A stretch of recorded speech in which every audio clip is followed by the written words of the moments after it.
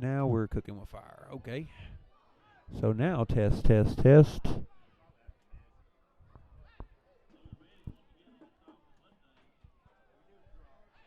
Oh.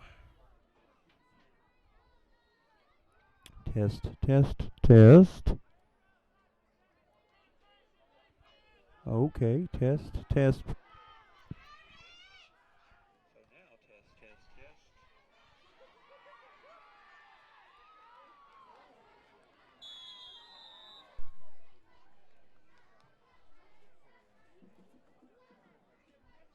So we are working. Work, work, work, work, work, work.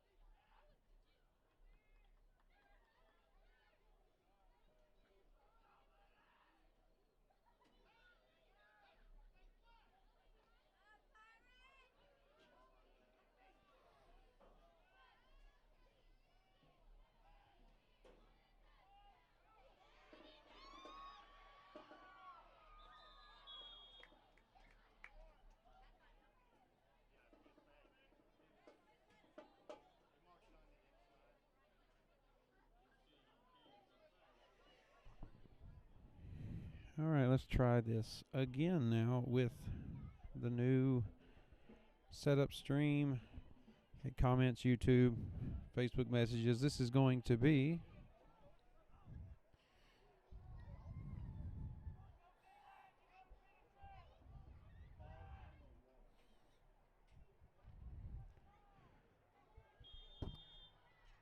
okay. So again, comments, YouTube, messages on Facebook, anything at all you can give me to help me because I have no monitoring. That's all down. Facebook has changed some things and it's caused some delays. We are already down to 2 minutes left in the first quarter, about 2.5 minutes left in the first quarter, but the Pirates did just punch it in to score. So that brings us at 6-all as the Pirates are going to try for 2 here now.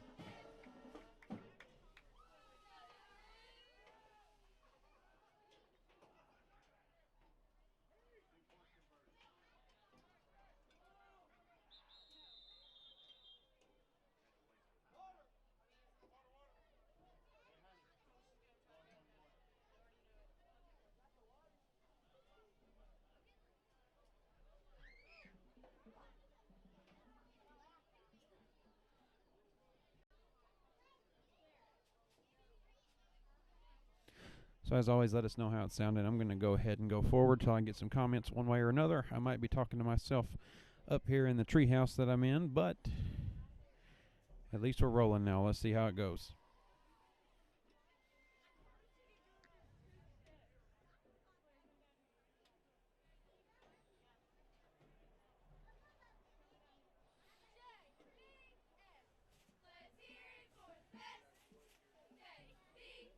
So anyway, we're sitting at 2:41 left in the first quarter of play here in Overton against the Mustangs. And so James Bowie did just score on a short run.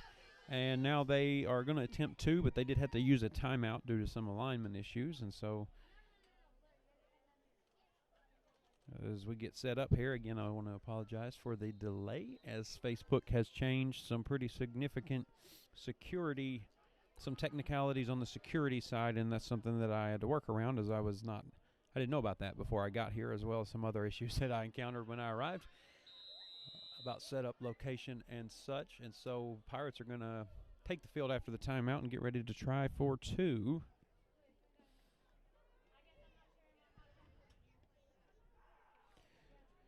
So I do have several people watching, and again, I would like to ask you, if at all possible, to chime in the comments. That YouTube does still have the chat function where you are able to. That's false start on the Pirates, so that's going to back them up on their 2-point try. So it's going to be a little farther now. It's going to be about an 8-yard attempt instead of a 3 for the 2 points. And as I was saying, YouTube also has the ability to chat, post messages, things like that. So please let me know. Obviously, if you can't hear me, you can't let me know. But anything at all is helpful, since this is the first time I've ever even done a YouTube live stream, and it's something I had to throw together pretty quickly. So any chiming in at all would be very helpful. So as Brown's under center, handoff is not to Duncan, it's a fake. Handoff to Ethan Fields, who goes to the corner and is in for the 2. So that's 8-6 in favor of the Pirates with 2:41 left in the first quarter.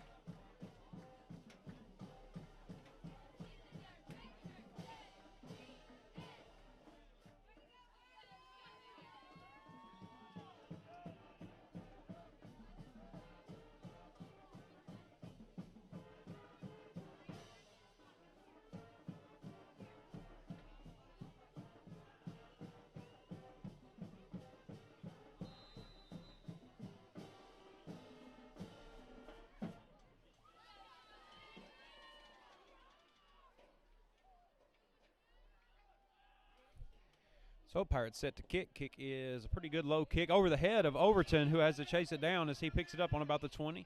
Number 24 heads to the left side, cuts it back to the middle, finally brought down, looks like pretty deep by Garrett Brown. And so Overton's going to start off on about their own 18 after a short loss after that play.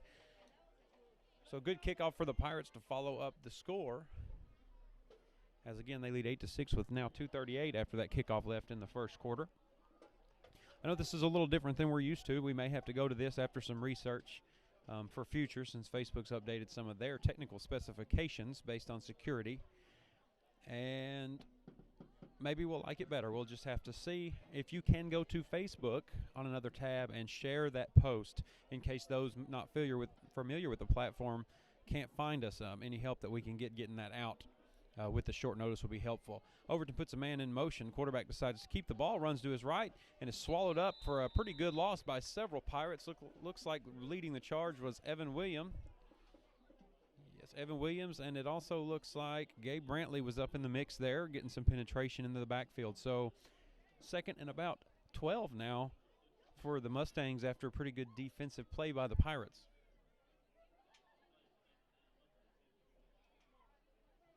I also lost the ability to monitor my own audio, so I see that you can hear me. Supposed to have a crowd mic going. I don't know if you're able to hear it very well or not. If you can hear things like whistles, the band, and just general crowd noise, just to give it a little bit of depth. I like to do that. I'll try my best. Quarterback under center this time, hands it off to the fullback to the left. Fullback wrapped up at the line, manages to drag back to the original spot of the chain. So 3rd and 10 for the Mustangs. Looks like Ethan Lum might have been in on that tackle. So 3rd and long for the Mustangs, as the Pirates have a chance to get the ball back with pretty good field position if they can make a stop right here.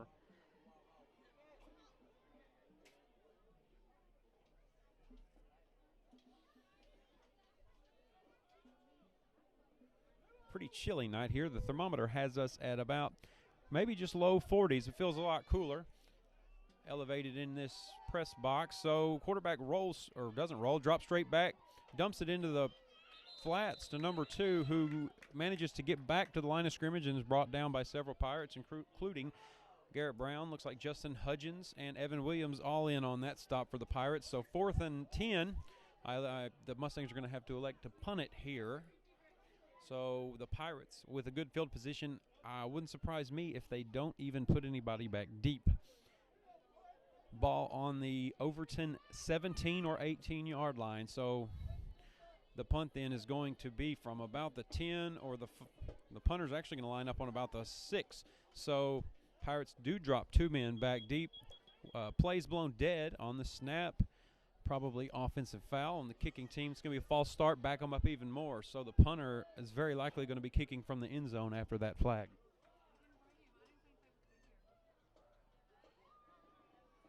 The chat function does work like Facebook, so anything you type in the chat, if you have questions or anything you'd like to let us know, feel free to chime in.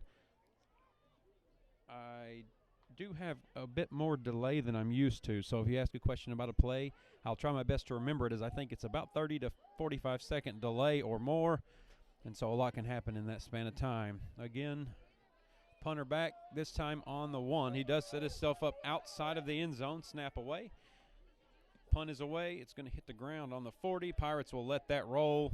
Comes to a rest right at midfield. So Pirates with a short field for their second possession of the game.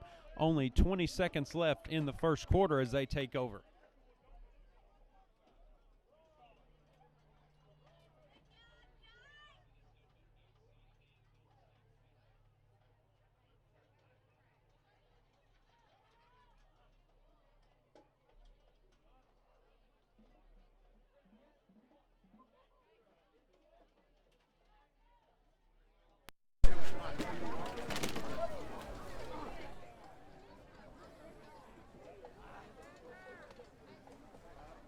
Okay, I tried to just fix my crowd noise. If it is too much, please let me know as quick as possible. I'll get that turned back down for you. Brown hands it off up the middle, looks like to Evan Williams, who's going to punch through for about a gain of 4 yards on the play. Good carry by Evan, the senior. Led the way up the middle by Ethan Lum, leading the way, looks like, on a block there.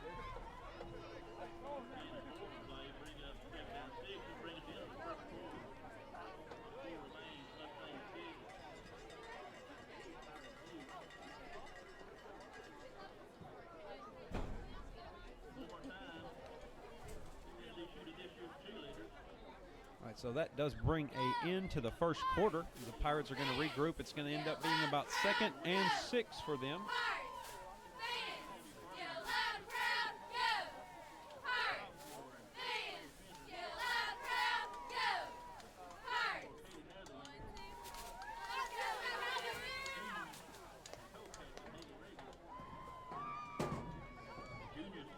So all we missed up to the point of when the broadcast finally started was a nice lengthy drive by the Mustangs to start.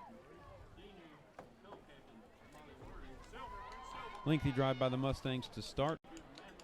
They did end up scoring for 6 of their own, and the Pirates were able to answer in kind after another long drive. So each team essentially getting 1 possession each in the first quarter, as both of their offenses are kind of a ground and pound style of play, which is going to run the clock a whole lot. And at this temperature, that is fine with me, as I'm stuck outside for this one. So Brown under center. Looks like he's got Sabit Sana in the backfield. Fields gets the carry around the right side, comes wide, cuts back inside the numbers, gets wrapped up after a nice gain. Looks like the outside linebacker tracked him down, but that's enough for a first down and some. So Pirates make it to the Mustang 30 after that carry by Ethan Fields. And so they're going to set up 1st and 10 deep in Mustang territory. Again, don't forget to share that link on Facebook. You just share the whole post with the link in it on Facebook, so anyone not familiar with what's been going on can find us. And we'll see how we like this format and if we want to keep on using it as the Pirates approach the line. Looks like this week the Pirates are going to some signals from the sidelines. When Brown's under center. Fields again, same play around the right side. Leaps a Mustang and then is met in air, as you may have heard the crowd react, but nice gain. Like it's going to be just short, possibly a yard or 2 left. 2nd and short now, so regardless of the hit, good run by Ethan Fields. Athletic play by the junior.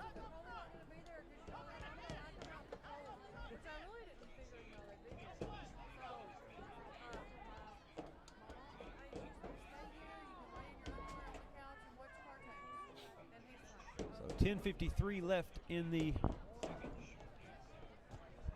second quarter. I'm going to try to adjust the quarter label on my computer.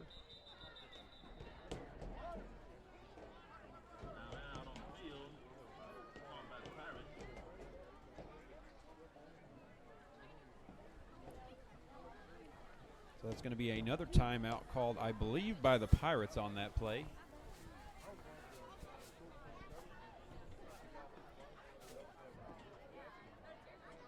As I mentioned, I noticed then Garrett ran to the sideline to get his play from Coach May,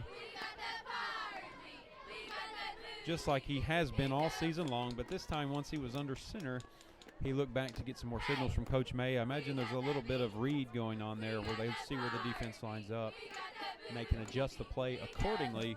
Probably just as simple as a block. It's probably something Brown is communicating to the lineman after he gets the signal from Coach May just to make an adjustment. So something maybe we'll carry forward into the playoffs next week, which we will be having. There are tentative plans that have been made. However, those do not become official until all the outcomes of tonight until all the games are through tonight and we know the outcomes. So those won't be announced until after the game. And then as soon as the final scores are in, we'll let you know via Facebook where we'll be playing next week and who. Handoff this time to Sabatsana up the middle, who runs forward for a nice gain. Looks like a gain of about 6 or 7 yards. Going to be good enough for a first down for the Pirates. Several whistles going after the play had died. Maybe they just wanted to stop the clock to move the chains. No, there's a flag down on the field.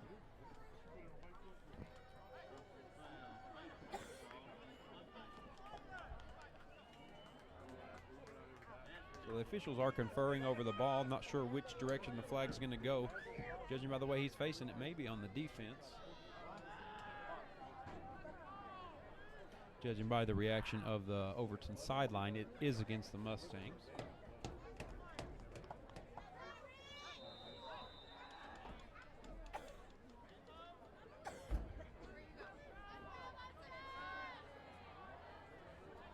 Trying to keep up with comments on Facebook as I'm streaming through. Some of you are messaging me on Facebook with questions, and I'll do my best to get to them. But Duncan Hammonds gets the handoff around the right side. He does make it to the corner, beats the Mustangs for another Pirate touchdown. It's going to be a run of about 15 yards for senior Duncan Hammonds.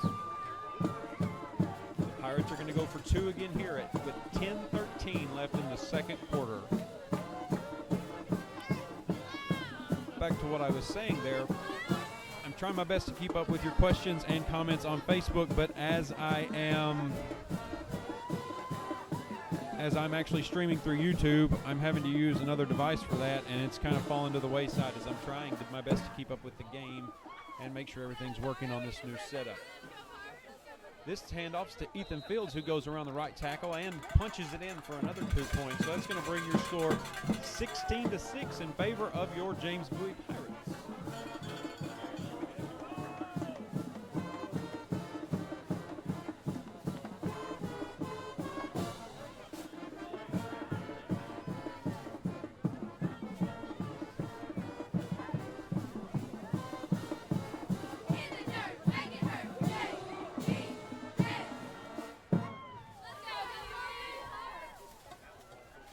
I apologize for any delays. I guess I'm still kind of working out the kinks of this new setup with the YouTube stream because of the technical changes and things that went wrong and that I didn't figure out until I set up in the visiting press box when I got here. So apologies for the delay, for the missed time, but we're back on it. 16-6 in favor of your Pirates. 10:13 left in the second quarter. Pirates set to kick off.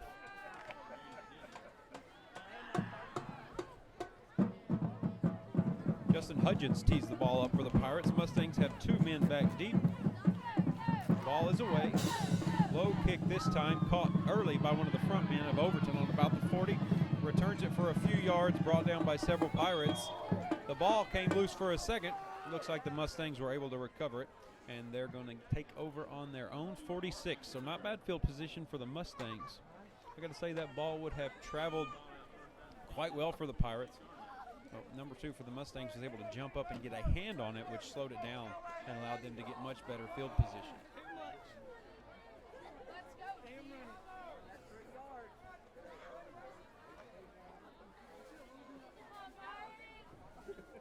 chilly night here in Overton, Texas.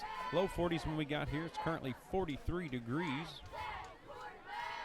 43 degrees by my reading here. Handoff to the fullback. Gets hit hard at the line by a Pirate, but is able to bounce off that tackle. Makes it across midfield for about 5 yards. It's going to be 2nd and 5.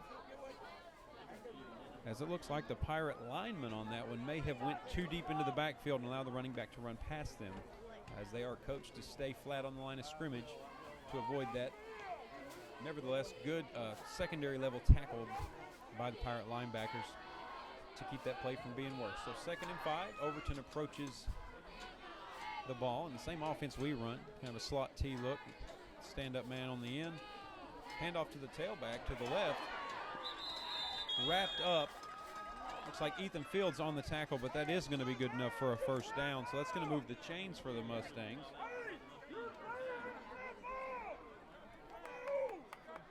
Puts them on the 42-yard line in Pirate territory with 9:13 left on the clock in the first half. It'd be a pretty nice thing for the Pirates to get the ball back here with enough time left to get on the board one more time before halftime and to slow the Mustangs down. Due to some setup confusion, I ended up outside instead of inside, so I'm not quite dressed for the cold. So forgive me any lapses of, any lapses I may have trying to get a little warmth in a little warmer in my jacket here.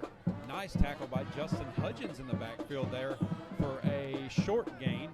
I say backfield, met him in the backfield, was able to stumble forward for a yard or two. Puts him on the 41, so 2nd and 9 now for the Mustangs.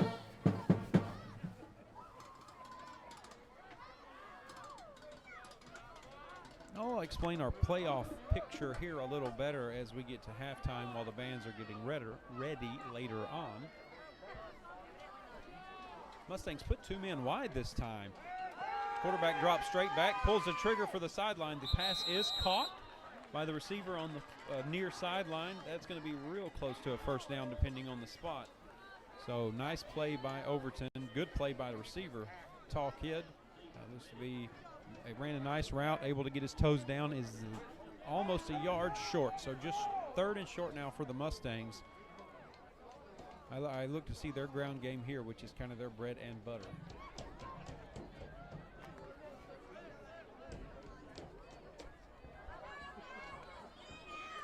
This time Overton goes for more of an eye look with a stacked backfield. 2 down men and 1 standing behind the quarterback. This time it's going to be a handoff to the tailback. Leaves the blockers in the wrong direction to go up the middle for a first down, so several yards there. 1st and 10 from the 28-yard line now for the Mustangs.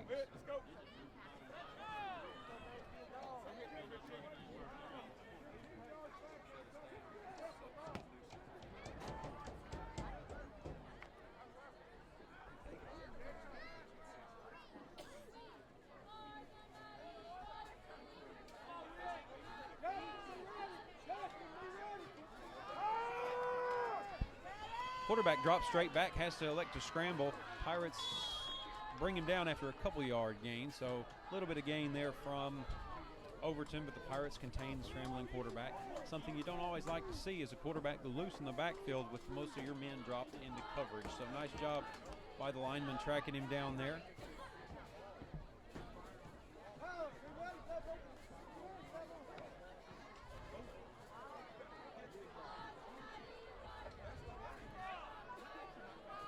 Overton approaches the ball. 2nd and 6 after the scramble. Quarterback hands off, fullback up the middle. Met by several Pirates, but manages to get to the 2nd level. Judging by the spot, that's going to be very close to a first down. We'll see what the call is by the linesman on our side. Looks like they're going to move the chain. So another set of downs. Another set of downs for the Mustangs deep in Pirate territory. 1st and 10 from the 15 with 6 minutes and 42 seconds.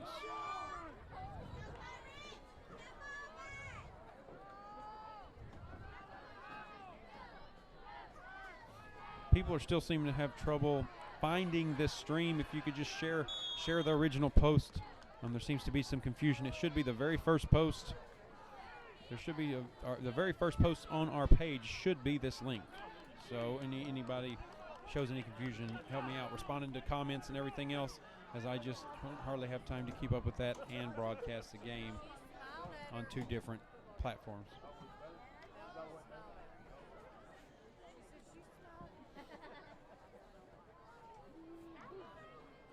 So nice run up the middle again by Overton, brings them second and short deep inside territory. This time pitch to the tailback wide right, brought down for a big loss. Looks like the tackler there is Justin Hudgens again, tracks him down as went for a sweep to the right. He was able to get good lateral movement and track the tailback down before he could turn the corner. So backs him up about a yard. So 3rd and 2 now for the Mustangs after a nice defensive tackle.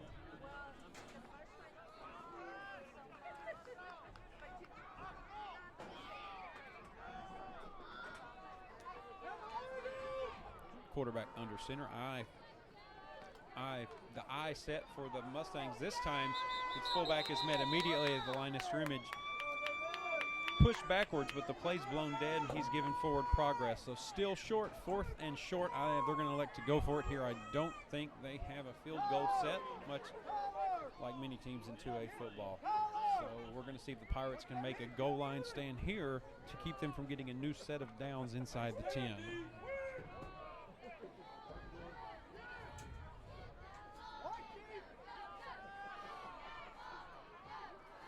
I formation again, handoff to the fullback, number 2, gets the first down and a little bit, is kept out of the end zone by the Pirates secondaries. They come forward to make a nice tackle.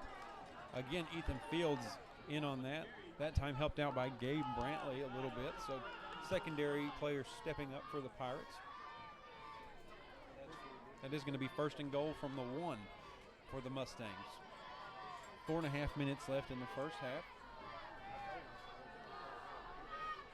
Yet again, the I formation, this time with a man in the slot back. Looks like handed it to the fullback, walked in fairly easily up the middle that time. Pirates were fooled by the fake. I almost called it myself.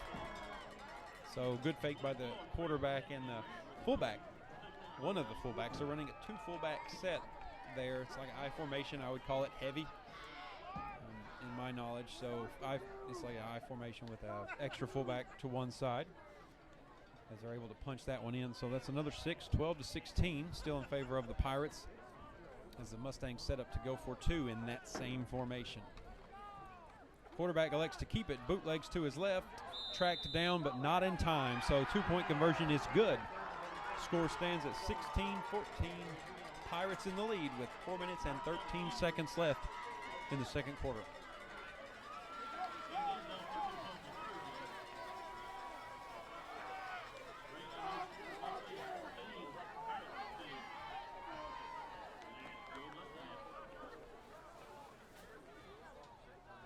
Again, while we have a second here, I'll try to explain the playoff picture. Currently, the Pirates sit in 3rd place in their district standings. If they win tonight, that is where they will end up, no matter what else happens in the district. So a win here secures that 3rd place spot. The only way the Pirates could fall to 4th place is if we lose to Overton tonight and Clarksville beats Mount Enterprise. Both of those things would have to happen. We, both ourselves and Mount Enterprise, would have to lose for us to fall to 4th. If both of those things don't happen, we'll sit comfortably in 3rd. There is no way we can move up from here based on heads-up matchups and tiebreakers and such. So Pirates looking to lock in 3rd and keep their destiny in their own hands tonight as we move into the 3rd round of the playoff, or 1st round of the playoffs in the 3 seed next week. Kick is away. High kick, not real far. We're going to see Ethan Fields elects to field it. Runs straight up the middle. Good return by Ethan Fields. Most of the Mustangs stayed in their lanes thinking he was going to go for the edge. He didn't. He cut right back up the middle. He was able to get past many of them almost back to midfield. So another good starting field position for the Pirates here.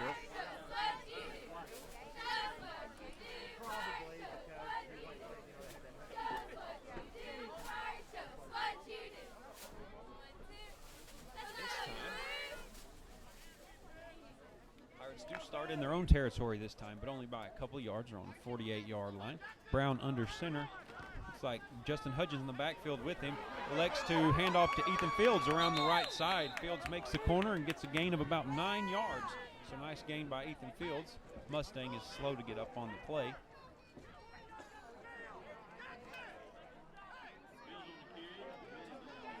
So Fields on the carry again. They've been using him quite a bit tonight. Looks like Garrett Brown ran his play in. As Coach May is calling in the plays to Garrett Brown. We get a little bit of an audible shift from the coaching staff on the sideline. Hammonds to the left side, cuts it back up the middle for a big gain, manages to get away from a tackle, gets all the way down to the 31-yard line in Mustang territory for a nice big gain. And a new set of downs for the Pirates as we move inside of 3.5 minutes in the second quarter.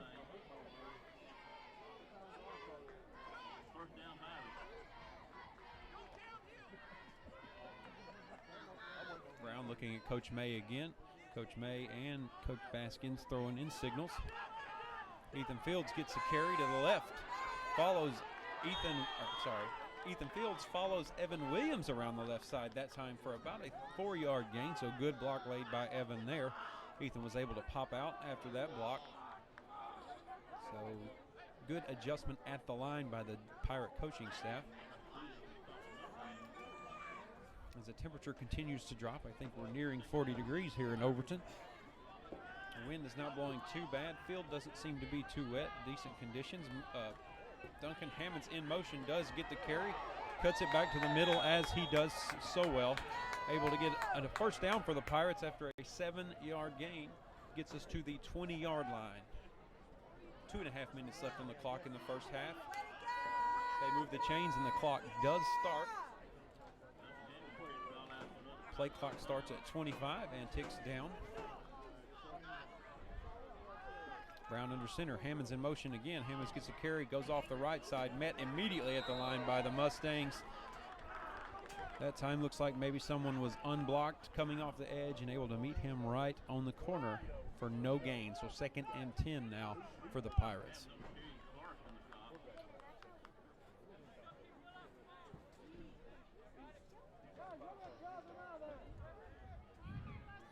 Looks like we needed a kick out block off the edge that we were not able to seal up. Hammonds in motion again, this time to the left. Fake handoff to him. Brown drops straight back, pulls the trigger to a wide open Tyler Crabtree. So 6 points for the Pirates.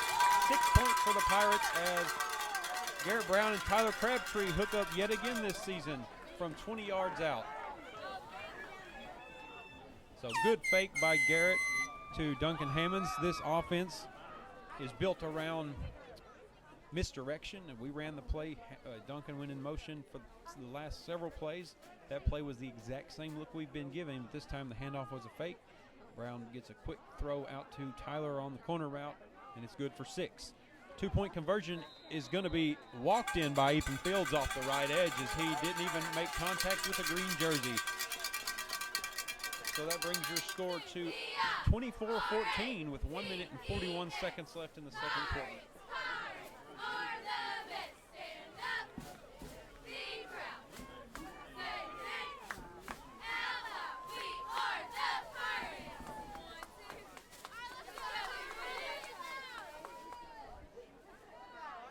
Field conditions are good. You can see where the field had some wear on it after some recent rain, but all in all doesn't look to be too squishy down there for our guys as Duncan's cutting just like he normally does. He doesn't seem bothered by any field conditions that are present tonight.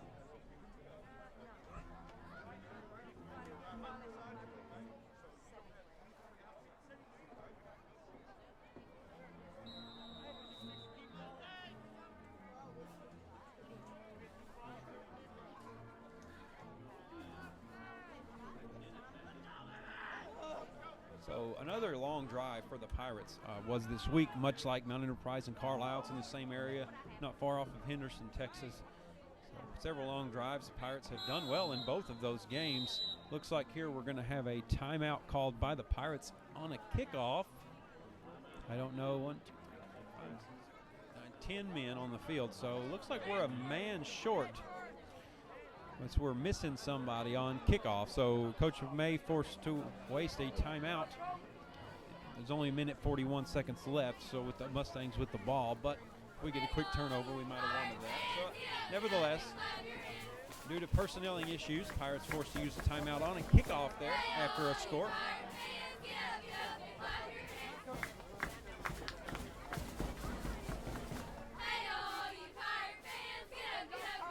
So just to recap for anybody joining us just now, last Pirates score was a 20-yard hookup from Garrett Brown to Tyler Crabtree to the corner of the end zone, untouched and wide open, followed by a two-point conversion from Ethan Fields in the same manner.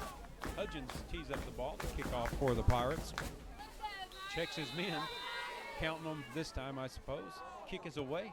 Low kick, knuckleball, fielded well by the Mustangs, but pretty deep kick, tackled on the 35-yard line. So good kick, pretty good return. It got there so quick the Pirates had to cover field fast.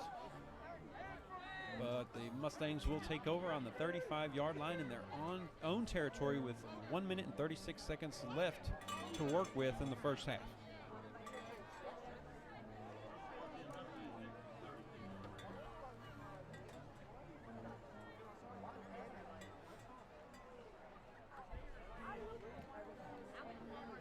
We'll try to get you some score updates, especially as pertaining to the Mount Enterprise Clarksville game, as it could potentially come into consideration tonight. We hope not, because the Pirates do have kind of their destiny in their own hands as far as staying in third place if they can win tonight. So play blown dead. Looks like this time the Mustangs are going to have to use a timeout due to some miscommunications.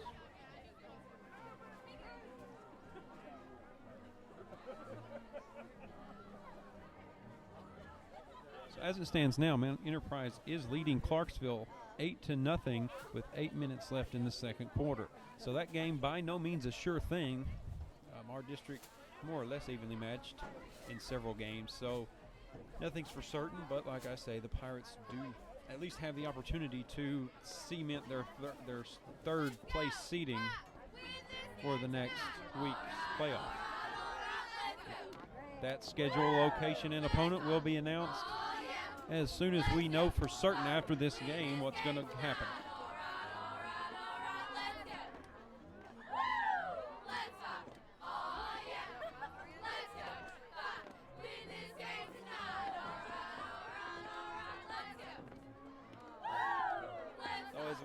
Mustangs move back out from their timeout. Looks like they got all their personnelling worked out then. Quarterback's under center in a regular I formation, 2 tight ends and 1 standing receiver. It's like the handoff is to the left side this time, wide right. Crabtree misses a tackle. He looks like he's going to go for about 70 yards if we can't track him down. Ethan Fields tracks him down though. Crabtree was closing in, so Ethan Fields able to finally bring him out of bounds around the 5. So not a touchdown, but a 65-yard run. 65-yard run for the Mustangs. Tailback around the left side on that one. Good blocking by the receiver on Tyler. Tyler got turned out, and then number 7 was able to run off. Ethan Fields shows a little bit of athleticism, speed, and good pursuit angle to track the running back down before he's able to score. But that is a first down with a minute 23 on the clock from the 5-yard line for the Mustangs. Same player, this time up the middle, hit hard at the line. Looks like Whit Rogers pops him that time right at the line of scrimmage for no gain. So second and goal from the 5 now for the Mustangs after that goal line stand by Whit Rogers. Clock ticks down under a minute, so the Mustangs do have to worry about a little bit of clock management, but they do have timeouts left. I might elect to see one if they don't score on this play.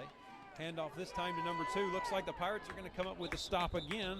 Does manage to gain a yard, but be 3rd and 4 after that short gain. So that is going to be a timeout called by Overton as we expected on that play, with 44 seconds left in the first half. So nice stand so far by the Pirates. They need to come up with 2 more stops, as Overton should have plenty of time to run those 2 plays. I think they still have 1 timeout left, if I'm not mistaken. So shouldn't be a problem for them to get both of those plays in this 44 seconds. But hopefully we can get some more good, bow our back a little bit and get some more good plays from the Pirate line.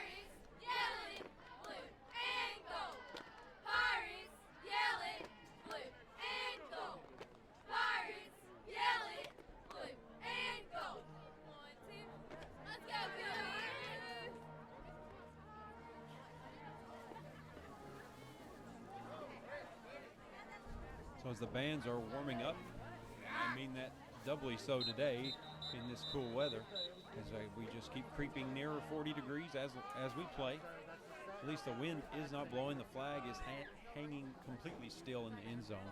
So right now, no wind to contend with for these guys, but still quite a bit of chill if you're not playing both ways while you stand on the sideline waiting to go back out. Mustangs on the ball from their own 3-yard line. Third down, looking to score. Same I formation, one man to the right, puts a man in motion, pitches it to him. He's going for the right corner. Tracked down by Duncan. Oh, Duncan Hammonds gets a hand on him, but is not able to hold on. And they are able to turn the corner and make it in. So another 6 points for the Mustangs. Well-designed play there and a little bit of athleticism from the tailback. So good pursuit by Duncan. Great play. Gets a nice hand on the jersey. Initially seemed to pull the running back backwards. Thought he was going to go down. Duncan did a good job of using leverage to pull him away from the goal line, but jerseys, especially with cold hands, are hard to hang on to, and he manages to slip away. So the Mustangs are going to go for 2 here to try to close the gap. It's 24-20, trying to make it a 2-point game. Pass, ball's on the ground, fumble covered up by the Mustangs, but the 2-point conversion is no good. So the Pirates lead will stand at 4 points with 34 seconds left in the first half.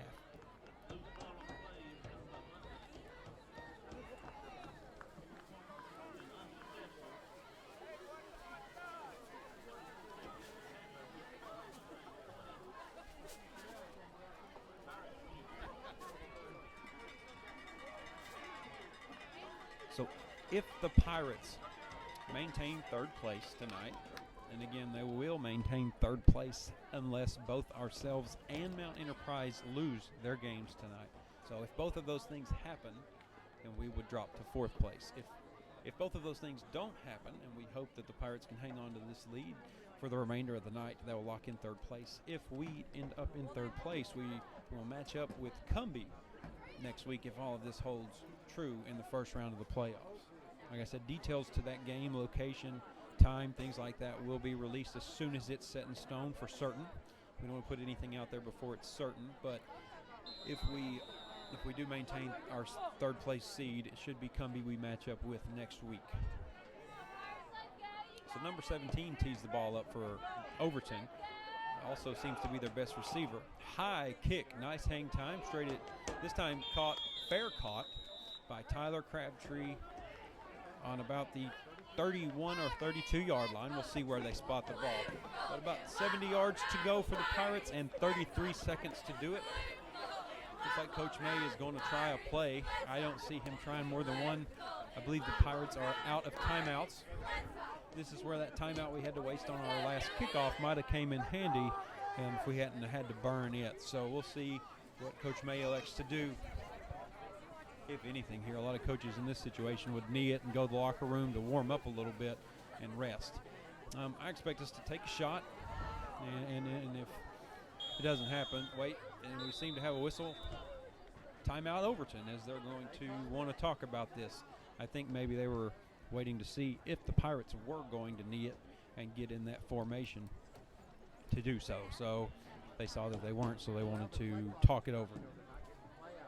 Again, 33 seconds left in the first half, 24-20 in favor of your James Bowie Pirates. Ball is on the 31-yard line in Pirate territory. Let's see what we can do with it in the half minute we have left. Remember, incomplete pass stops the clock. Running out of bounds stops the clock.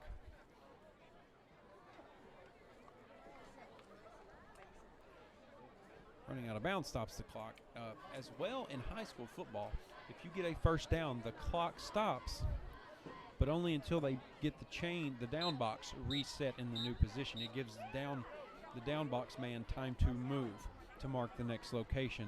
So that can be used to the Pirates' benefit, but they would really have to hurry up a little faster than we usually do in order to take advantage of that short clock stoppage. It doesn't last very long.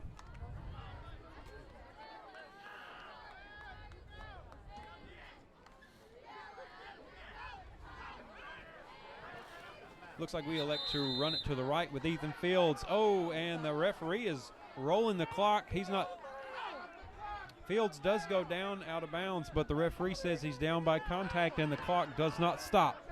So not necessarily the best call. Going to elect for a free play. It's going to be an incomplete pass to stop mostly just to stop the clock, I'm sure.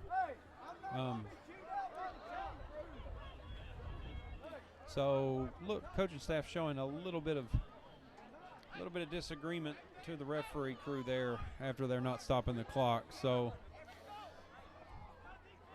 but the call's the call. We ran the next play, and you can't review in high school football, at least until the state championship. So 7 seconds left on the clock. 2nd and 8 from the Pirates after, should be 3rd and 8 after the incomplete pass there. But nevertheless, 7 seconds, one more play. Handoff right up the middle. That's going to go nowhere, but the clock's going to roll out there. So not very much favor to call the Pirates there, but that's going to take us to half. At halftime, your score stands 24-20 in favor of the Pirates. As always, I'll leave the stream going. I'm going to turn the mic up a little bit so you can hear the bands. They are facing away, but we'll do our best. And I will see you in 24 minutes. I'll put the time I'm going to attempt to be back up here on the screen for you, and I'll look to see you then.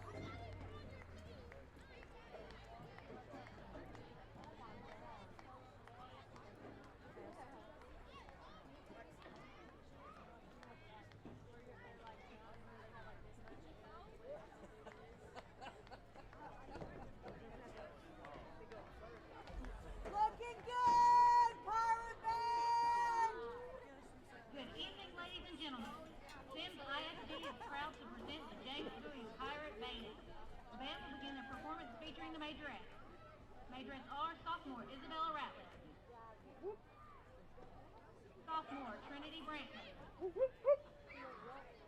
Senior and Captain Bianca Meza. Junior, Abigail Inclona. Sophomore, Kylie Daniels. The majorettes will be performing to Hot and Cold.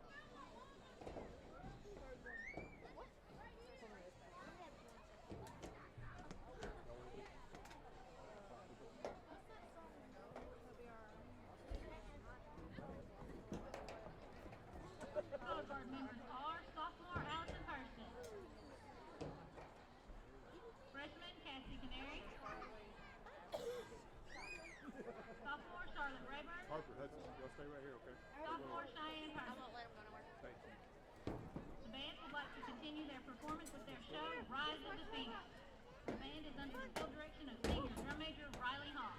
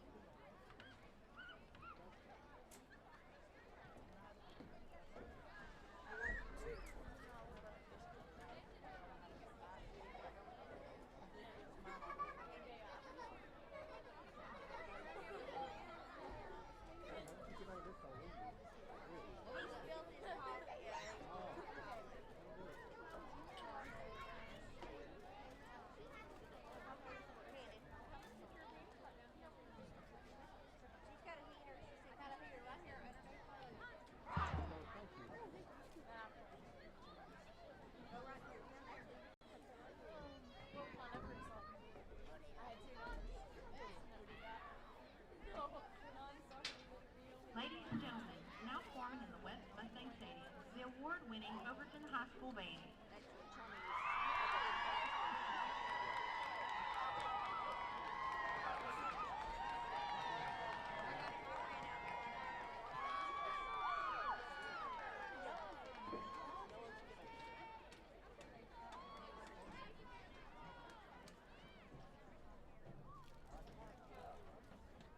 Are you done already?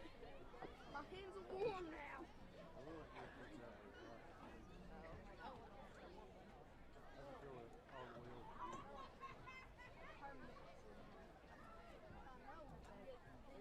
Football's over now,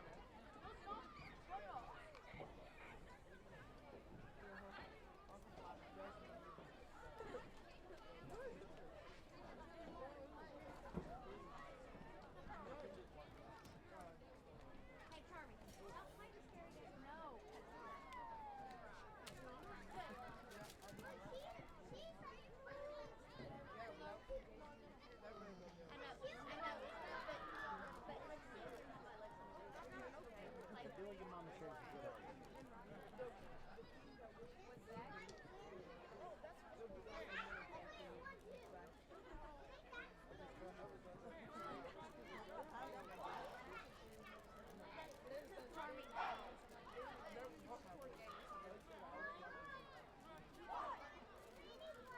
The band is under the direction of Lynette and Tim Hunter, and under the field direction of senior drum majors Reagan Hunter and Daniel Prater.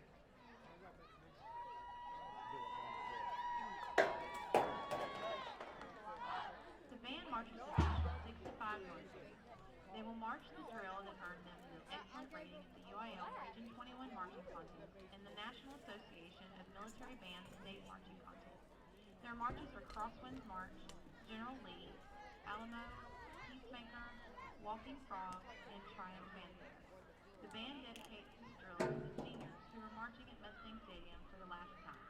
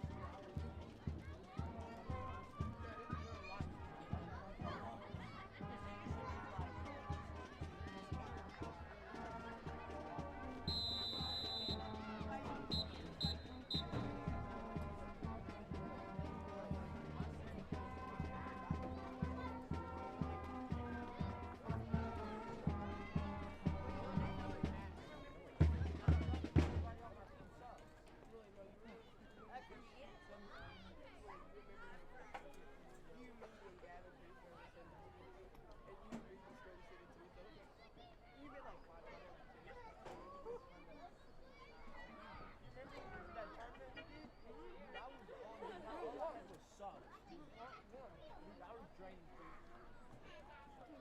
away. Charming. Quit opening stuff and just spilling it all over the place. It's just Jamie. Where's your phone?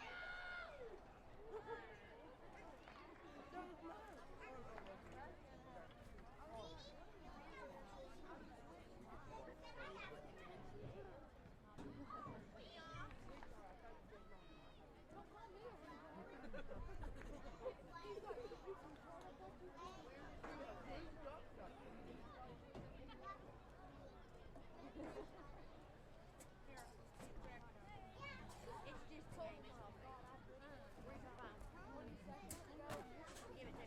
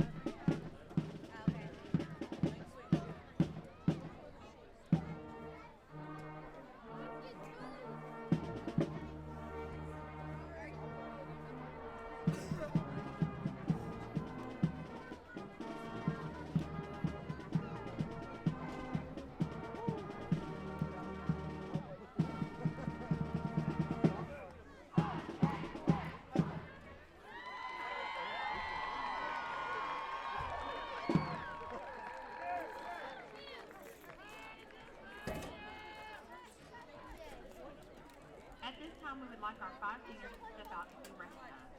Daniel Prater, Anna Gerald, Reagan Hunger, Britton Pierce, and Kristen Reedy. We thank you for your years of dedication. And now we present our band Sweethearts.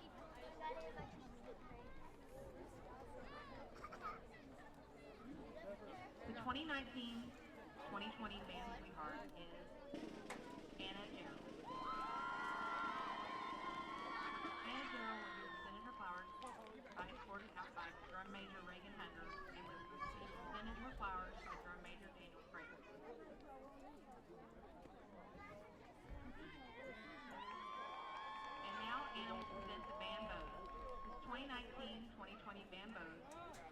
Reagan Hunger, and Daniel Price.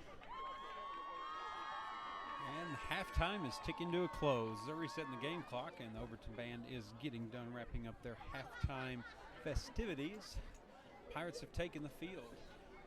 It's a little later than I wanted to be, because the bands did hang over a little bit, and I didn't want to get started too early and let you hear that, as well as I forget about the delay, so that's also sets me back a little bit. By the time you hear this, it'll be even later.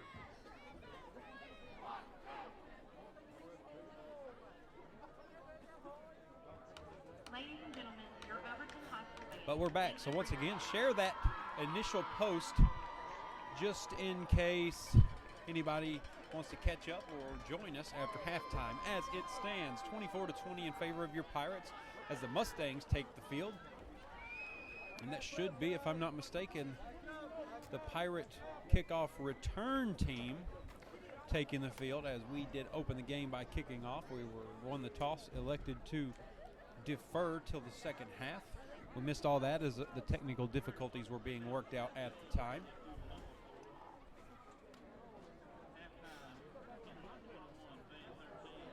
So I'm going to try to check in again on some district scores here while we're waiting on the Overton kickoff team. Remember, the game that primarily concerns us is the Clarksville Mount Enterprise game. Oh, right now it's 14-8 in favor of Clarksville at halftime. So if Clarksville wins that game, winning here tonight for the Pirates becomes super important to hang on to that third place seeding, because we do get to face the number 2 opponent from the opposing district in third, and we face the number 1 opponent if we get fourth. So if Clarksville pulls out that win, this becomes super important for the Pirates to hang on to their lead here, as number 17 tees the ball up for the Mustangs.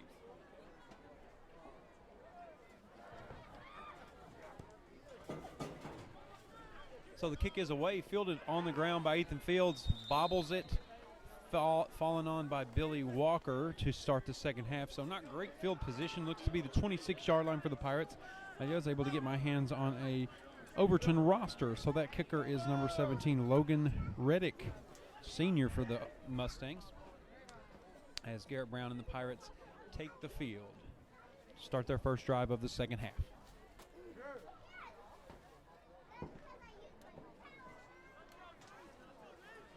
As always, keep chiming in. Let me know if I need to adjust anything. Everything should be pretty much the same as it was the first half, and I think we got that rolling nice.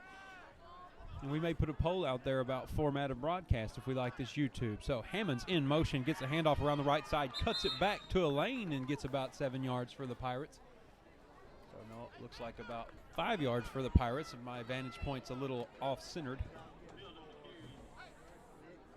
So Fields opening up with a nice little gain for the Pirates to start the second half and get us rolling.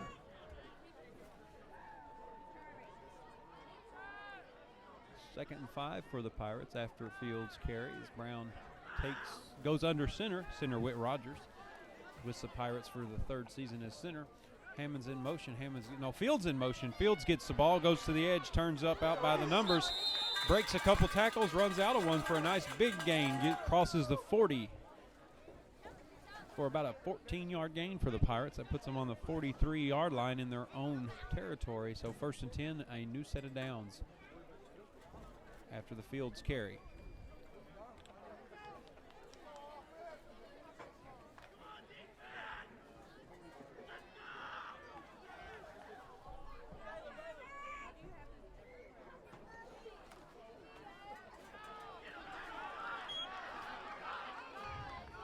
Looks like second time I've done that. Looks like an Evan Williams carry for the Pirates that time. Brought down short after only a yard gain.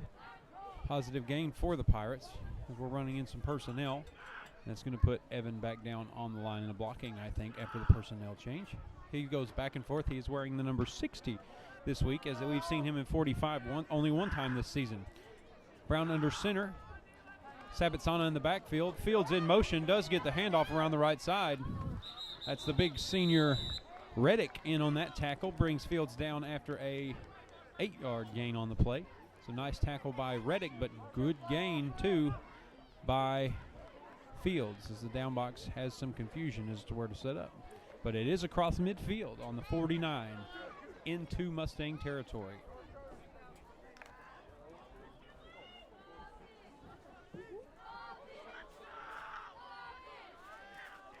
Hammond's in motion, gets the handoff. Same play as last time to his side.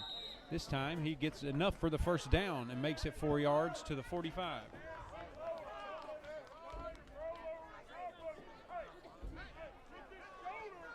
So that was a lot of just tough running by Ethan, as there was a couple of missed blocks. He was able to run through some arm tackles for a nice outside gain.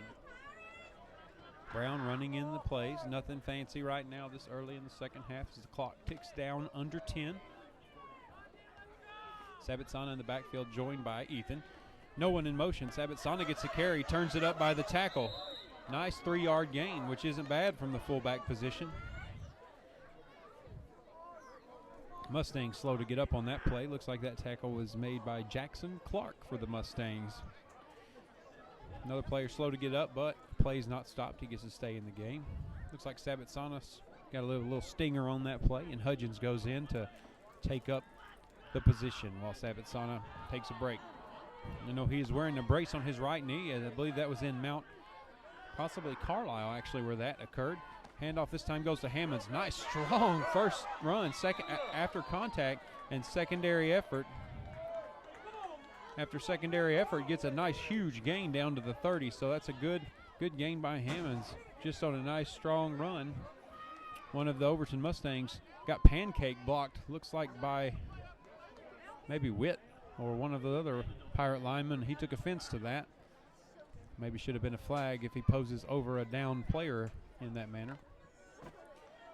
Rogers to the ball, Garrett under center. Ball snapped, hand off to Hammonds to the right side, turns it up again, right on top of the tackle.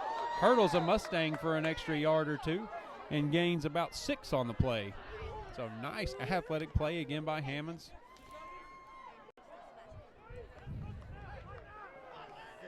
The young man still did make the tackle, but the hurdle allowed him to fall forward for that extra yard or so. So that's just good extra effort by Duncan, and we've seen that for the last several years out of that kid, as he just continues to always give the most he can. Sabatsana on the sideline getting his left ankle or foot wrapped.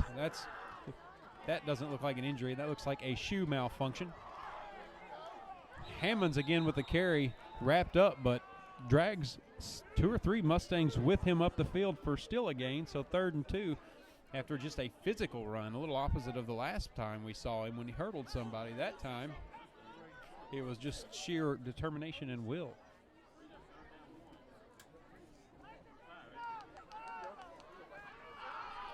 Clock continues to roll, as is the style of these offenses. Sometimes Bowie's best defense is just to keep the ball as much as they can. I think that was a large part of the victory against Clarksville last week. So Brown under center. Hammonds again, same play, right over the right tackle. We're going to hammer that as long as it works. Hit from behind, but about 10-yard gain. He makes it inside the 10-yard line. So new set of down for the Pirates, 1st and goal. Ball spotted at the 9.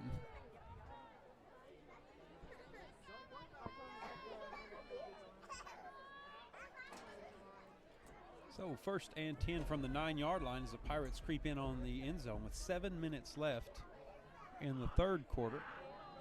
Nice strong drive to start it off. They did receive the kickoff to open the second half. This handoff this time looks like is to Ethan Fields. No, Gabe Brantley.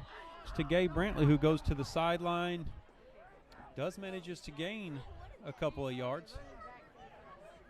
All the way down to the 6, it looks like. So nice run, gets to the edge and turns up just enough to get a couple yards. So 2nd and goal from the 6 for the Pirates. Running in plays. Looks like Sabatsana jogging up and down the sideline, just loosening back up. Not a lot of tape on that shoe, but like I said, it appears to be for the shoe, not for him. Handoff to Duncan, again to the right, cuts it all the way back across the field to the left and walks in. And some contention amongst the Mustangs on that one, as they seem to be arguing amongst themselves on whose responsibility that was, but that's just good vision by Duncan Hammonds. Running straight at the right corner. sees a lane, cuts it back straight at the goalpost, and just basically walks in untouched, even though he crossed the middle of the field. So that's good vision by the senior. Something he's always been adept at is the cutback lane. Uses it to his advantage on that play. Pirates go for two. A little bit of misdirection on Fields that time as he gets in easy for the two-point conversion. Got a little scuffle breaking out here. Looks like both sides getting involved. No flags thrown yet. Looks like Ethan Lum took offense to something that was said, but no flags on the ground. Is there no punches or extra shoves thrown? Look like all mouth. So referees elect to ignore that. Score stands 32-20 in favor of the Pirates with 6:42 left on the clock in the third.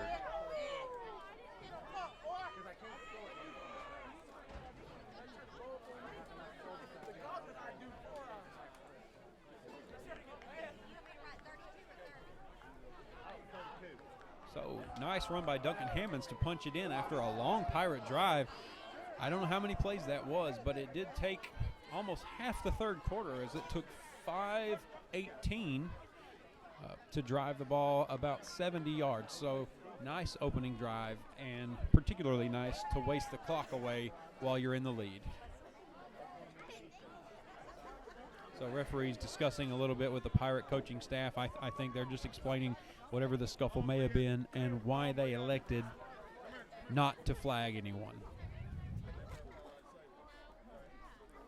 So, yeah, they're relaying a little bit of that message to the Pirate players. I think there may be some warnings given out right there for conduct. But no penalties assessed as the ball is teed up on the 40 like usual.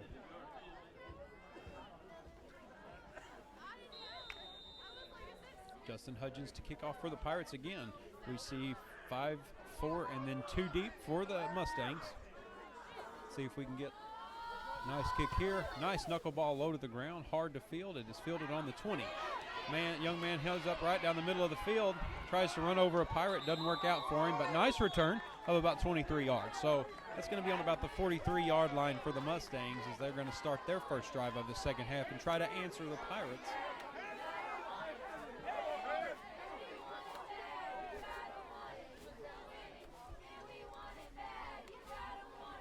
Pirates kind of milling around. Looks like the defensive adjustments may have been based on some reads to formation.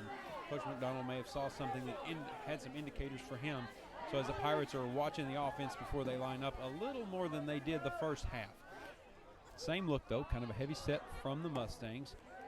Quarterback drops straight back, then rolls to his right, elects to pull the trigger deep. Double coverage. Ball knocked away by Ethan Fields and Billy Walker in excellent coverage. He was looking for Reddick. That's number 17, the young man we've mentioned several times tonight.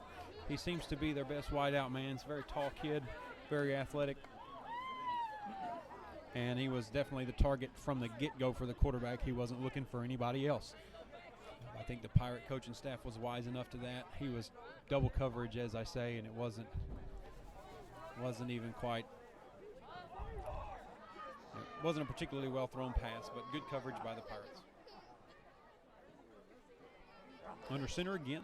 This time he hands it off to the fullback, right up the middle. Manages to make it to the second level. Ball's on the ground. Looks like the Mustangs retain possession, but that is about a 6-yard gain. So 3rd and 6 for the Mustangs. Nice little run. Pirates did a good job of popping him, but they let him get a little too far. You know, if you're fullback and you get to the second level and you get tackled by those linebackers or that secondary, then it was a good run from that position. So as it's the 3rd and 4 for the Mustangs, same formation we've seen, no men wide, although one of the tight ends is electing to stand. Man in motion, blown dead. That's going to be a false start. I think the motion man took a false step forward before he went in motion backwards, so they're going to call that illegal procedure. I don't think that's false start so much as illegal procedure based on the motion. That's going to back them up 5. So 3rd and 9 now for the Mustangs after a little hiccup.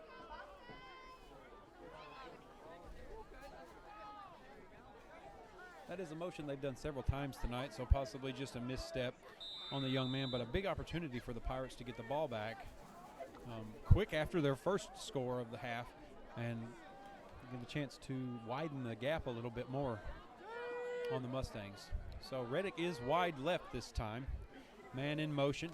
Elects to pitch it to the motion man to the left. Just missed by Evan in the backfield. Swallowed up by multiple Pirates outside for a loss. Ethan Fields laying the initial hit. Followed up, I'm sorry, Gabe Forrest throwing me off their numbers. So Gabe Brantley coming up and laying a hat for the initial hit, quickly joined by Evan Williams and Justin Hudgens, just to not let him get away. So good play, good lateral pursuit by the Pirates on that wide run.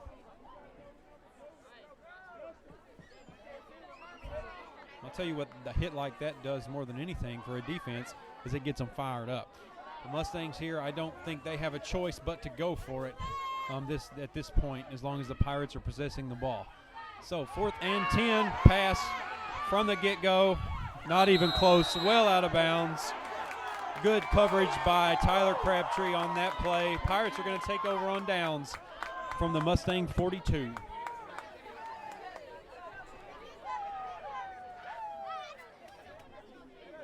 Cindy, as it stands, the Pirates are in 3rd place.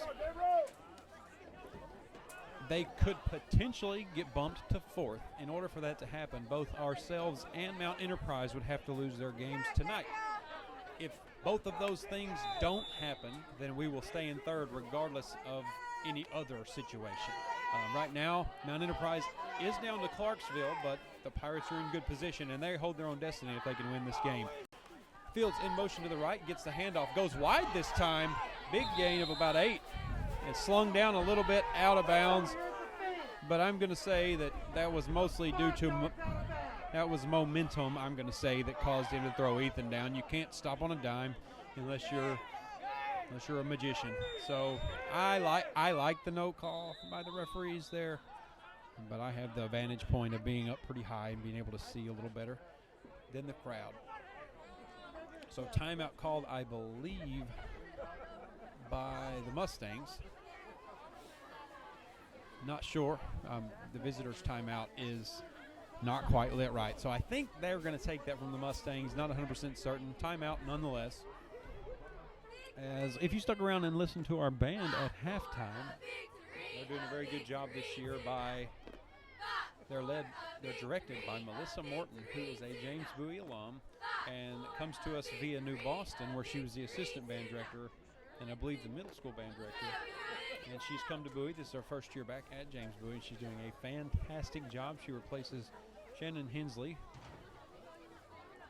who was with us for, I believe, 15 years and also did an excellent job. So Pirate Band rocking along, doing great. You can also hear the cheerleaders who are sponsored by Miss Rhonda Grant, who also has been with us for, I think, 14 or 15 seasons. Does an excellent job with the cheerleaders, who also traveled just as far as the football team tonight to be here in Overton.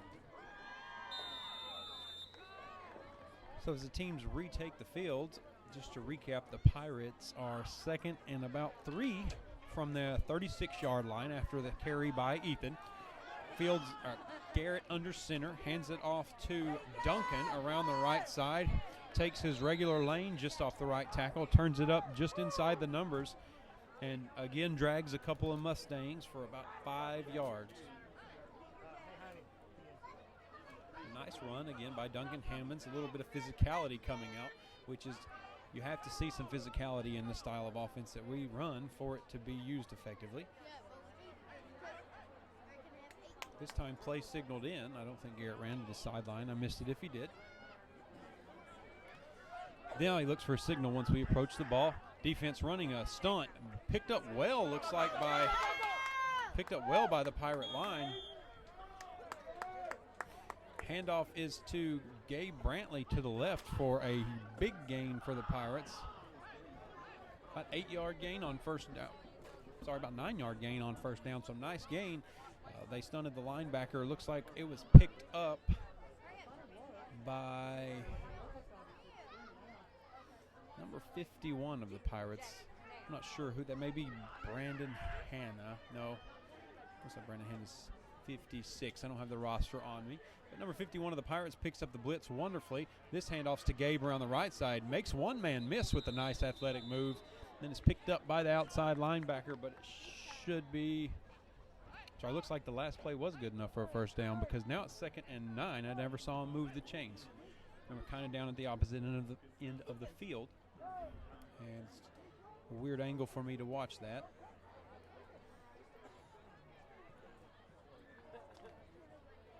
So 2nd and 8 from about the 11 or 12. We're not far out of not needing the chains. So puts Duncan in motion. Duncan does get the ball, finds his cutback lane again, almost runs free to the end zone, finally brought down at the 5. So nice run, good move. That's going to move the chains. So fresh set of downs, 1st and goal from the 5 for the Pirates. So Duncan just has a talent for finding the lane on the cutback. You know, some plays are designed with that lane in mind, and so obviously you're looking for it there, but sometimes due to the defense pursuing you one direction, the lane opens up. And Duncan's always been pretty adept at finding those lanes when they open, even if it's not a design. Sabatsana in the backfield, but the handoff goes to Duncan again. This time he's going to beat the man to the side, and that's going to be another Pirate touchdown. So Duncan Hammond from 5 yards out widens the gap by 6 with 2 minutes and 30 seconds left in the 3rd quarter. That's going to bring it 38-20 as the Pirates are going to set up to go for 2.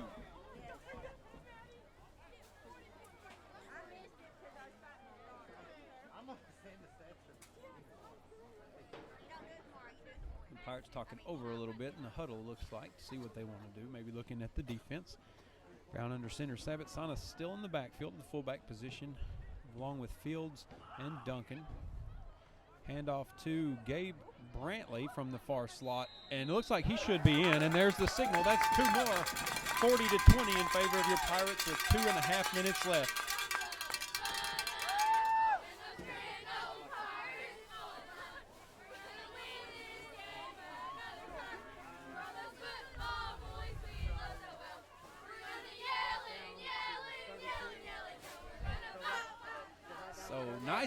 Another nice drive by the Pirates. That one doesn't take as long, but it still does a good job of eating up the clock, which is the bread and butter of the slot T offense, and certainly something that the Pirates rely on often for their offensive drives.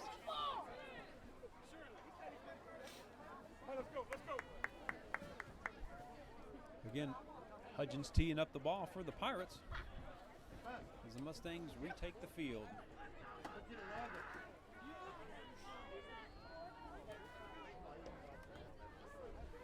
Not sure what the question is here. Coach Mays called Hudgens over to the sideline to talk something over with him before the kick. I'm thinking maybe they're going to target a different Mustang with this one to try to cause a hiccup, possibly even put the ball on the ground. Maybe Coach Mays sees something. Maybe he's just telling him to kick it away from a certain player. That's more likely. Don't kick it to number 7, I would imagine, is the advice. Number 7's a young man that ran for about 60 or 65 on us last time. Nice low ball kick right into the chest of one of the secondary men on the 38. So probably maybe not exactly what they wanted, but they'll certainly take that. Don't kick it to the fast guy is always the best special team strategy.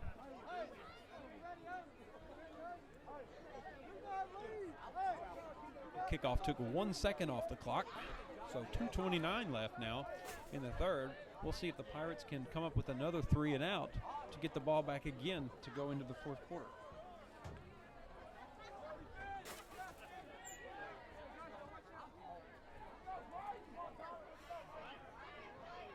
Fields back in the free safety position. Crabtree and Billy Walker at corner. So quarterback rolls to his right. Looks like it's a run as he goes straight for the run.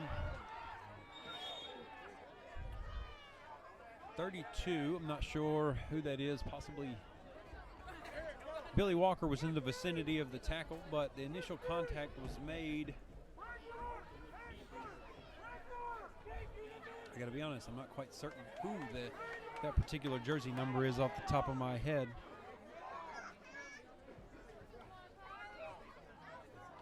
I don't know if we had some jersey shuffling, because I thought I knew the roster. Apparently it's not as memorable as I thought. Same formation with 2 men wide for the Mustangs. We're seeing a little bit now as they're going to have to fling it. Elects to hand to the fullback right up the middle. Man, wrapped up early by a Pirate, but manages to stumble forward for the first down anyway. So That's going to move the chains and cross midfield for the Mustangs. So no 3 and out this time, but no big gain on that one either. Wouldn't surprise me to see the Mustangs try to throw it on first or second down here at midfield. Minute and a half left in the quarter, as they got 20 points to make up, and their offense kind of moves slower like ours by design most of the time.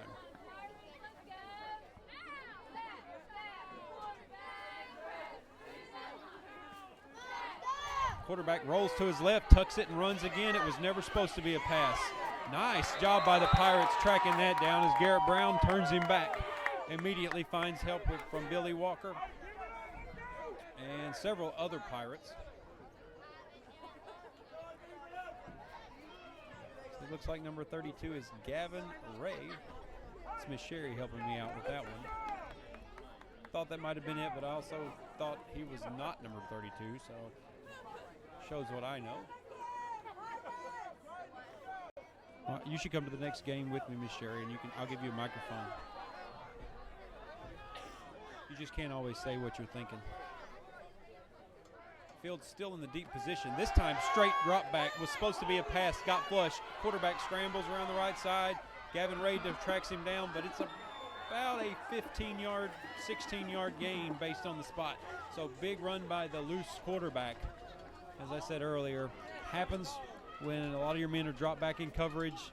If he escapes containment, it can be a dangerous thing if he's got some legs under him, as he shows us right there. So nice play by the Overton quarterback, but Gavin Ray also probably saved that from going for 6. So could have been worse. Chains down boxes on about the 34-yard line now. So Overton trying to make a run at the end zone here. 2 seconds left in the quarter. They did get the snap off, so last play, number 7 up the middle for about 5. That's going to close out the third quarter. Mustangs slow to get up, but the clock is stopped anyway. So to close the third quarter, score stands 40-20 in favor of your Pirates, with the Mustangs 2nd and 5. They haven't moved the down box yet. Referee's discussing. I'm not sure. Well, not really sure, to be honest with you, what's going on, but I maybe looking for a penalty. Not going to throw one, and we're flipping the field for you for the fourth quarter.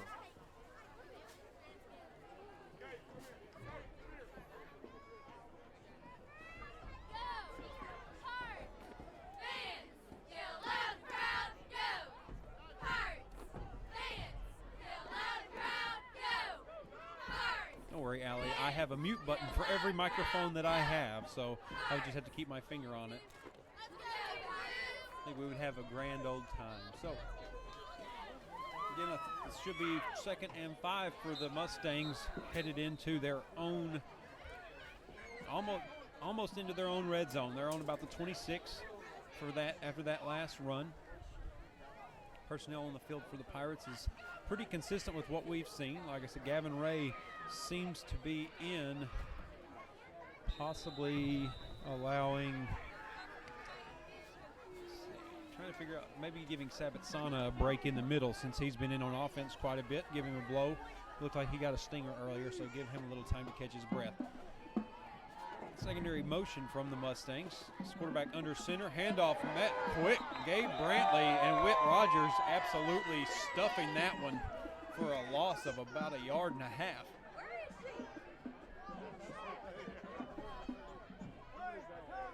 So nice play in 3rd and 6 now for the Mustangs.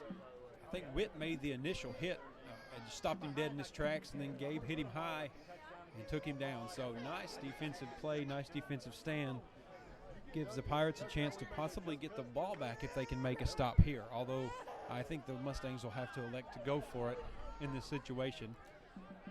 So 2 stops to get the ball back for the Pirates as the lineman issues. Man in motion gets the pitch to the left. That's the man with the legs. Wow! Garrett Brown with an absolutely spectacular tackle. He came out of nowhere, just flying at speed. Just an excellent leg tackle by Garrett Brown. That was textbook. I don't know if that was a called stunt. I'm thinking the coaches have to have a read on that. He came so fast out of the middle of the field to close the gap wide left that I'm assuming Coach McDonald says, if you see this, take off running. That was an excellent play. Quarterback under center, nobody in motion. Handoff to 7 again around the side. This time Justin Hudgens gets him some, and the Mustangs can't find an inch of grass on the field right now. It's a Pirate defense playing lights-out football. Well, that may have been some of the best defensive plays we've seen all season from some of these guys, stepping up and answering the call when we needed it. So the Pirates take over on downs from the Mustang 30. So another, with 10.5 minutes left in the game, the Pirates should be able to burn a lot of this clock. And if we can burn a lot of this clock and then punch it in, that's going to be a pretty significant swing in what could happen. And remember, again, if the Pirates can win this game, what happens around the district doesn't matter. Hammond's in motion, wide left. If he can make the corner, finds a cutback, gets a great block, a terrible flag. There's a flag on the play, but that is an absolutely terrible call as the player was never touched. And now they're shoving Pirates, and there's nothing happening. Yeah, this line judge on this side is pretty underwhelming as far as referees go. I got to be honest. The flag was a pretty bad flag, as there was no contact at all between the Pirate blocker. It was a vicinity block where the Pirate player simply got in the way, and then Overton fell down and he threw a flag. And then when he turned his back to tell his partner, Duncan Hammonds got shoved, and he did the right thing and didn't respond, but that's a pretty terrible call to set the Pirates back. I've got to be honest. I don't blame, we're in a good situation in the game, so maybe it won't affect it too much, but I'm surprised that he's not hearing that from Coach May right now. Oh, never mind. Coach May took his headset off, and he is hearing it right in his ear from him, as he well should be after that one. So looking here for a call is Brown, gets it under center, puts Ethan Fields in motion. This time he's going to hand it to Ethan. Ethan gets the edge and some, but he's not going to get back to the original chains, does gain about 4 yards.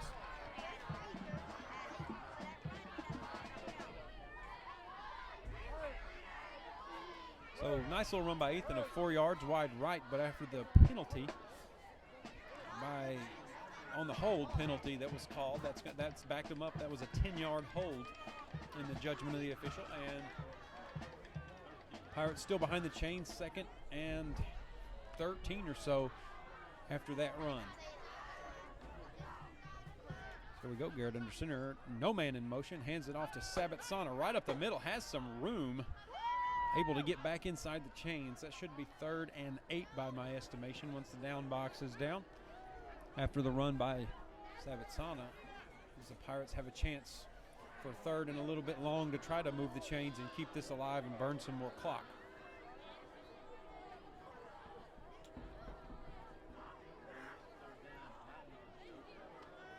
Looks like Fields is going to come out and get a break. I think they ran Gabe Brantley in there to give him his reps, and so we'll see if Gabe gets the carry. He's had a couple of good ones. Duncan in motion, but Gabe gets a carry around the other side, slips and regains his feet. Swallowed up by the Mustangs, but that's good enough for the first down. So Gabe Brantley with a lone man physical run to move the chains and keep this drive alive for the Pirates. So excellent job by Gabe right there, just to extend that play beyond what it absolutely should have been, especially after he lost his footing. Sabatsana out for a break, as I believe they ran Duncan. Duncan was in. Looks like they ran Ethan back in there. So you got 3 or 4 backs that can rotate all the positions. That's very helpful. This time Hudgens gets the run and breaks away for a 20-yard run to the left. So Hudgens making an athletic move to beat the corner before he's pushed out of bounds after 20 yards. So the Pirates are rolling right now after that penalty setback early in this drive.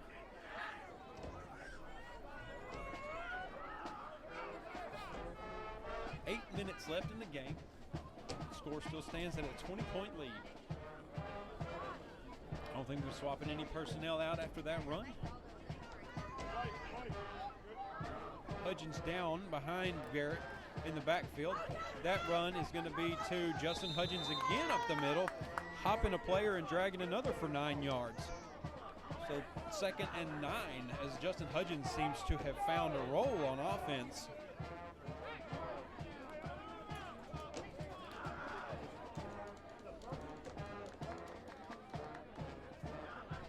So 7:25 on the clock. Just as important as anything in this ground game is that the clock is rolling. Pirates can burn some clock and punch it in. That's essentially not going to leave Overton with enough time to do much of anything with it. Brown under center getting his call from coach. Duncan in motion. Brown drops straight back, wide open. Tyler Crabtree. That's a 32-yard touchdown pass from Brown to Crabtree again.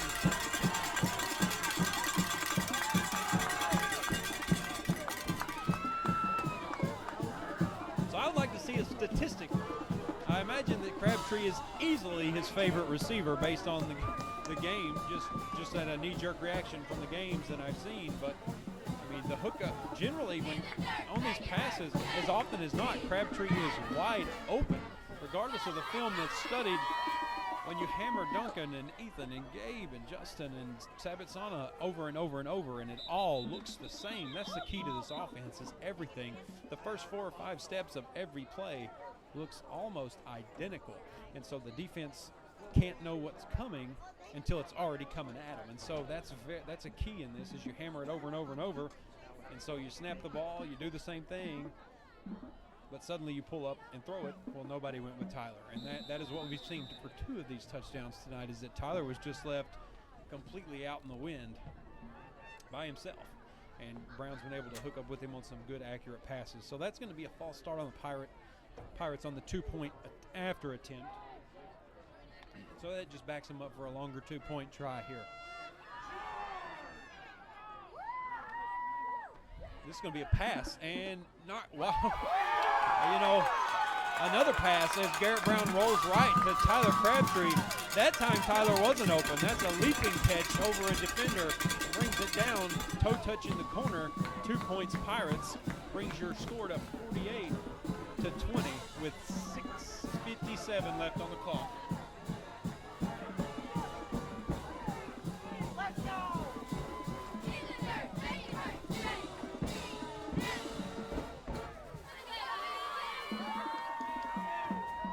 Nice drive by the Pirates to burn about 3 minutes and some change off the clock and end it with 8.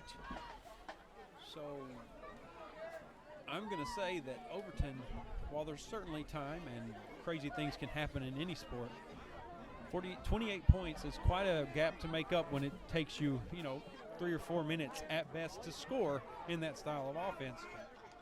So I think we're definitely going to see them go to the air some here, because the first couple touchdowns would have to be scored quickly to give them a chance to get back in it at the last. So I think, again, the strategy here is don't kick it to the fast guy. We don't even care if they get to start off in a better position. Don't let him run it back. So I expect to see Hudgens knuckleball it at one of the shallow guys again. And then we'll see onside almost kick. And he fields it, picks it up, number 11 does. Manages to return it for about 8 yards back to midfield. Oh, flag him. That's going to flag on. That should be on Overton. That should be on Overton as he's charging the sideline again. That should be a double flag on number 2 as he took offense to getting hit, as can happen in football. So that should be 15 yards. So a good return that took them to the 50-yard line is going to back them up to about the 35.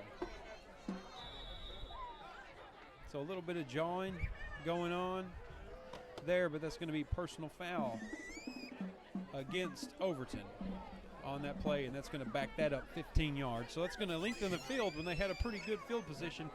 I imagine his coach is giving him an earful. When you're 28 points down, 15 yards can matter, especially after we give you a shallow field return on the shallow kick. So fortunate turn of events for the Pirates, and good job by the Pirates on the field to keep their heads, keep level-headed, and not respond in kind to that shove. And so that's showing a little bit of maturity from the Pirate.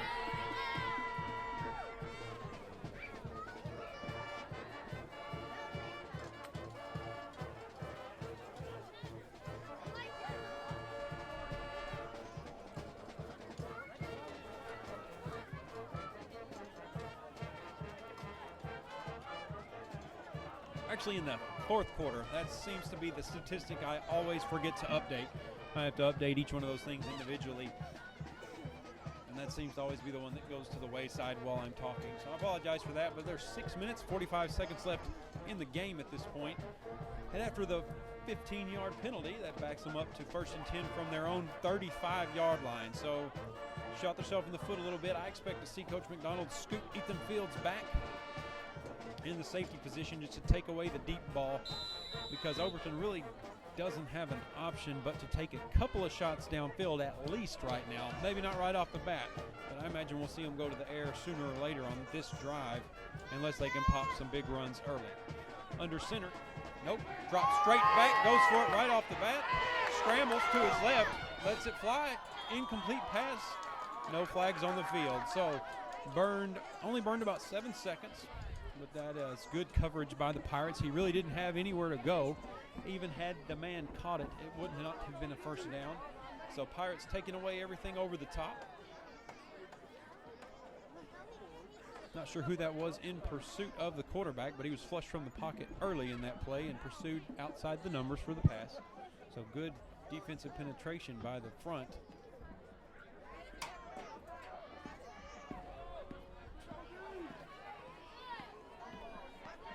Pirates line up, Fields back deep. He's going to backpedal as soon as the ball's snapped. Ooh, help. Wide open man over the top. Overthrown ball right through.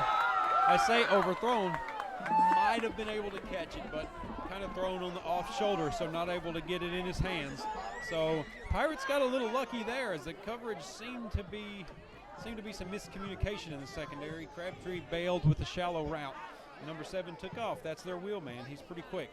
So good news is incomplete pass, and also shows us a look that maybe the Pirates won't make that mistake again. So Overton misses an opportunity this time.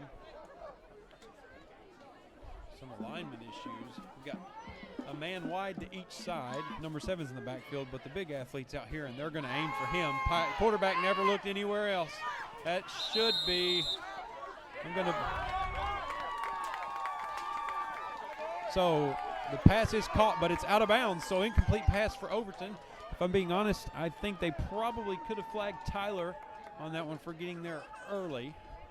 Seemed like he made contact a little before the ball, but maybe since it was caught well out of bounds, there's simply no penalty, because I don't think he could have brought that inbounds regardless. So uncatchable, possibly the call.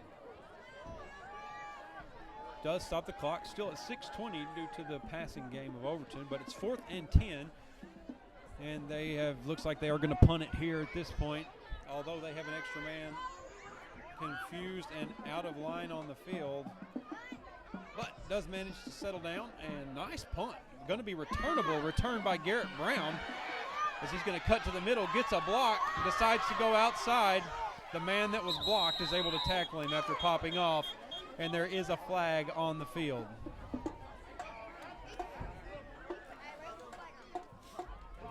A lot of times, it's a hold on a play like that when you've got players bouncing back and forth. An Overton player was getting up off the ground, so possibly blocking the back or a hold. When it's thrown that late, it's often on the receiving team. After the catch, the Pirates will retain the ball, but it'll back them up from the end or the spot, depending on the call. Some discussion amongst the referees as Overton's starting to roll in some of their other kids off the sideline this late in the game.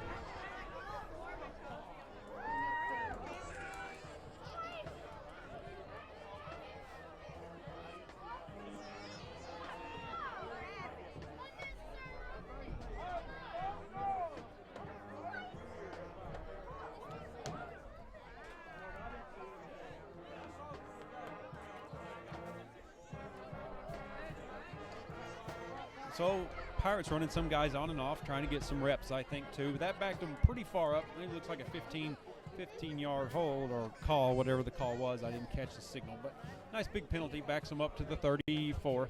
So 1st and 10 from the 34, but that just gives us more field to burn the clock as far as I'm concerned. So not really hurting the Pirates. 6:16 on the clock. They could burn most of it if they don't pop any big plays.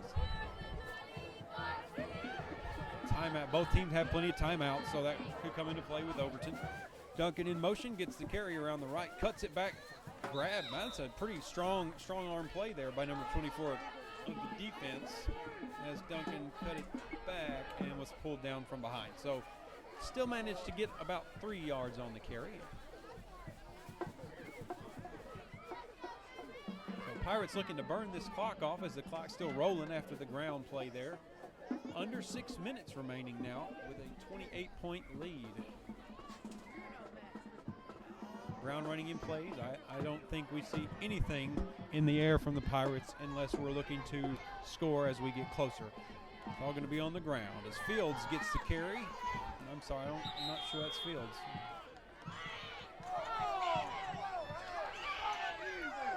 Throw the flag. There's quite a bit of shoving going on, but they're just really resistant to throw a flag there for whatever reason. So I don't know what that's about, but nonetheless, good carry. 3rd and 2 after the carry up the middle for the Pirates. Looks like maybe Sabatsana was on that carry. I didn't get a good look. It was up in a scrum, but 3rd and 2. Pirates looking to move the chains and extend this drive to keep the clock running as it ticks down under 5 minutes. Brown under center, no man in motion. This time Justin Hudgens gets a carry, stuffed at the line. The line judge on the near side gives us forward progress, and it's going to be close with his spot. I think the White Hats telling them to move the chains. Yep, and move the chains they will. So that's going to be a new set of downs for the Pirates, 1st and 10, and the clock keeps rolling. So 4.5 minutes remaining now as the clock.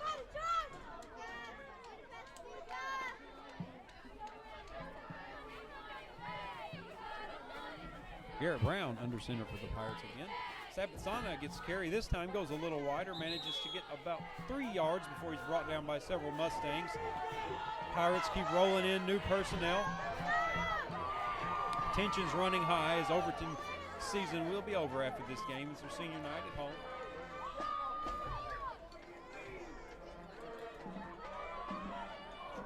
So Fields going to come off. Ethan Fields is going to come off after that play to get him a little bit of a rest. We may not see defense again depending on how this drive progresses, but we are saving kids for what looks to be a 3rd place seeding in the playoffs next week. Brown under center, man in motion. Hammonds on the fake. Sabatsana gets the call, bounces off of one man, stumbles forward for 6 yards. That's going to be 3rd and 2 for the Pirates, and it takes us across midfield and under 3.5 minutes.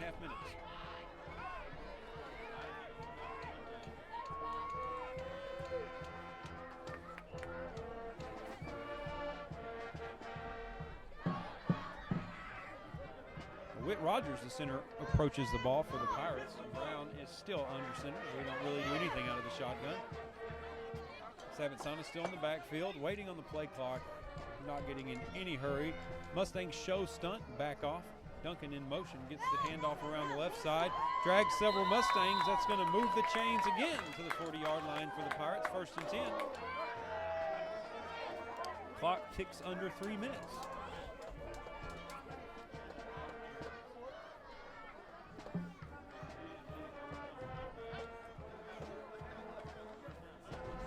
Again, in this situation, the Pirates are letting the play clock get well under 10 seconds before they snap the ball. And that seems to be the case again. They're holding in the huddle, making sure everybody knows what's going on. Nobody has any big hiccups this late in the game. Snap is away. Okay, well, ball is whistled dead. False start on the Pirates somewhere. That unfortunate is that stops the clock. But 2 minutes, 18 seconds left. Overton has 2 timeouts left. I don't see them using them in this situation because they gain nothing by it. The Pirates get 1st and 15 here. The only thing calling a timeout would do is, at this point, is make everybody sit out in the cold longer. It's a 28-point game and 2 minutes left. There's no point to it. The clock does start rolling once the ball is spotted for the penalty. I'm not sure, that's just not at the discretion of the officiating crew. Some alignment issues for the Pirates. Ball's away. Handoff to Savitson up the middle. Gets that 5 yards from the penalty back. Takes us back to the front of the chains. Clock at 1:45.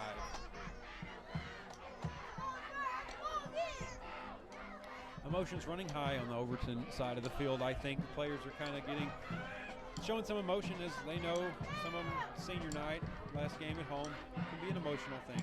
Also some leadership out there I see. So good things from all the kids tonight. Brown under center. Snap given to Billy Walker this time up the middle. Billy Walker manages to pull the pile forward for about 5 more yards. So 3rd and 5 for Billy Walker for the Pirates.